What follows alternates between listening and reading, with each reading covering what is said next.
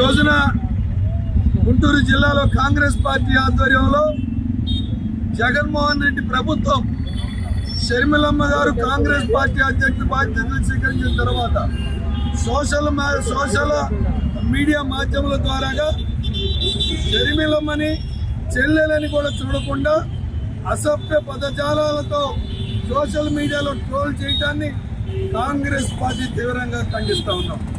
మీరు అంతగా భయపడాల్సిన అవసరం లేదు. కాంగ్రెస్ పార్టీ తన సిద్ధాంతాలకి వైఎస్ రాజశేఖర రెడ్డి గారి ఆశయాల కోసం పనిచేస్తున్న షర్మిలమ్మ మీద ఒక చెల్లెలను చూడకుండా భయంకరమైన మాటలకి చర్చించలేనటువంటి కళ్ళతో చూడలేనటువంటి అసభ్య పదజాలాలు చేస్తూ ఉంటే జగన్మోహన్ రెడ్డి గారు ఒక్క మాట మాట్లాడారు. అధికారంలో ఉండి కూడా దాని మీద తక్షణమే చర్యలు తీసుకోలేనటువంటి పిరికి ప్రభుత్వం.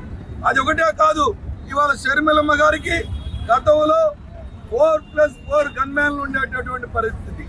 కానీ ఇవాళ షర్మిలమ్మ గారు జగన్మోహన్ రెడ్డి గారి వైఫల్యాలు, నాటి చంద్రబాబు నాయుడు గారి వైఫల్యాలు ఎత్తి చూపుతూ మీరు ఆంధ్ర ప్రజల గౌరవాన్ని మోడీకి ఎందుకు తాకట్టు పెట్టారు, మోడీకి ఎందుకు గులాంగిరి చేస్తా ఉన్నారు, తెలుగు ప్రజల యొక్క ఆత్మ గౌరవాన్ని ఎందుకు మీరు తాకట్టు పెడుతున్నారని ప్రశ్నిస్తే ఆమెకు ఉన్నటువంటి భద్రతను కుదించడం అనేటటువంటిది చాలా బాధాకరమైనటువంటి విషయం. ఇవాళ ఆవిడకి ప్రాణహాని ఉంది.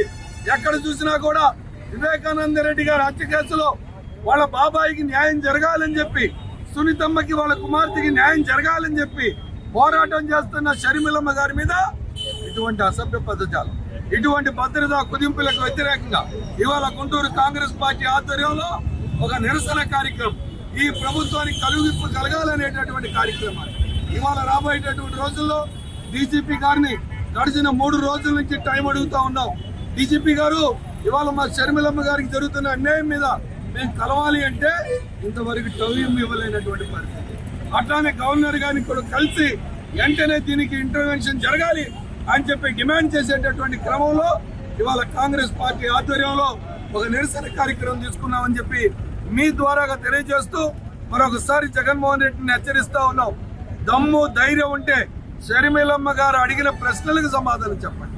ఆవిడ అడిగిన దానికి మీరు నిజంగా ప్రజలకు సేవ చేసి ఈ రాష్ట్ర భవిష్యత్తును కాపాడుంటే సమాధానం చెప్పండి తప్ప కేవలం సోషల్ మీడియా మాధ్యమాల ద్వారాగా ఆవిడ క్యారెక్టర్ మీద, ఆవిడ రాజకీయ ప్రయాణం మీద మాట్లాడటం మాత్రం కాంగ్రెస్ పార్టీ సహించదని, వెంటనే ఆవిడికి భద్రత కల్పించేటటువంటి దానిలో ఏమాత్రం అలసత్వం చేసినా, ఆవిడికి ఏది జరిగినా జగన్మోహన్ రెడ్డి ప్రభుత్వం బాధ్యత వహిస్తాదని చెప్పి హెచ్చరిస్తా ఉన్నాం.